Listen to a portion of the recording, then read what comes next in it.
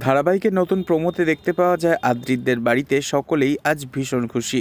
আর কিছুক্ষণের পরই বাড়িতে পার্টি শুরু হবে। তাই শুভলক্ষ্মী জিনিয়াকে ভালো করে মেকআপ করিয়ে দেয়। মেকআপের পর জিনিয়া নিজেকে আয়নায় দেখে বড্ড বেশি খুশি হয়ে যায়। এরপর আদ্রিতের মাকে জিনিয়া বলে, সো গর্জিয়াস, আদ্রিত কোথায় আন্টি এখন?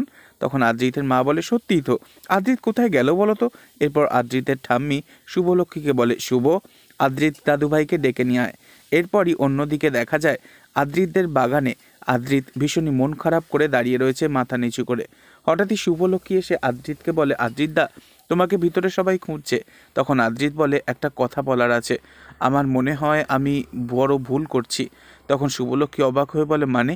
আদ্রিত বলে, আমি ঠিক মানুষকে বিয়ে করছি না Shubho, Jinia is not the right one for me. তখন শুভলক্ষ্মী প্রশ্ন করে, তাহলে কাকে পছন্দ তোমার আদ্রিতদা? তখন আদ্রিত বলে, যদি বলি তোমাকে। একথা শুনে অবাক হয়ে একভাবে তাকিয়ে থাকে আদ্রিতের মুখের দিকে শুভলক্ষ্মী। তাহলে কি এবার খুব শীঘ্রই শুভলক্ষ্মীর সাথেই বিয়ে হয়ে যাবে আদ্রিতের? এই জুটিকে একসাথে দেখতে আপনাদের কেমন লাগবে বন্ধুরা? অবশ্যই কমেন্টে জানাবেন। আর নেক্সট আপডেটের জন্য চ্যানেলটি সাবস্ক্রাইব করে রাখবেন। ধন্যবাদ।